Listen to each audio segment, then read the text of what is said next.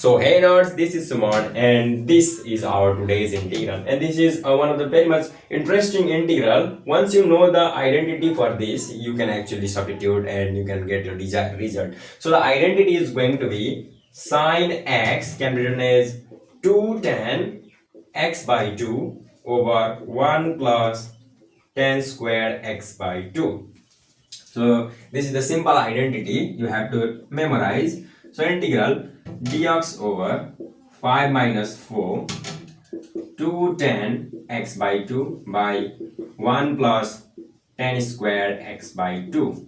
So I get I is integral 1 plus tan square x by 2, and it is dx, and this is divided by 5 plus 5 tan square x by 2 minus 8 tan x by 2. So if I take LCM of this, so I get I is integral, and this can be written as secant square x by 2 dx over 5 tan square x by 2 minus 8 tan x by 2 plus 5, right? So this much. And if I want to take 5 out of here, because I'm going to see that this is converting into an identity, so I would like to take 1 over 5 as common, and I get secant square x dx over 10 square x by 2 minus 8 by 5 10 x by 2 plus 1. So I would like to substitute, put 10 x by 2 as t, and you get secant square x by 2 is secant square x by 2 dx is 2 dt. So right, so in terms of secant square this much you can write this much, and in terms of 10 you can substitute t. So you get I is 1 over 5 integral, you get 2 dt over, and there you have t square minus 8 by 5 t plus 1.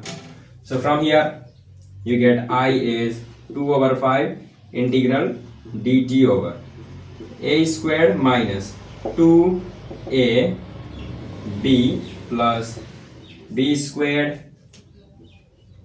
minus b squared plus 1. So you get I is 2 by 5 integral dt over t minus 4 by 5 squared plus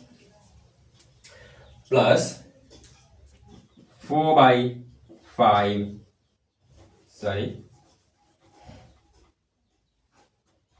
this would be how much? This would be 16 minus of 25, and this is going to be 9, means 3 over 5 squared, and just use identity, that is 1 by 2 into a is 3 over 5 ln t minus 4 by 5 minus 3 by 5 divided by t minus 4 by 5 plus 3 by 5 plus c, and you get I is 1 over 3 ln, and simply in terms of t you can write 10 x by 2, that is 10 x by 2 minus 7 by 10 x by 2 minus 1 plus some constant c. So this would be an integral, the final integral.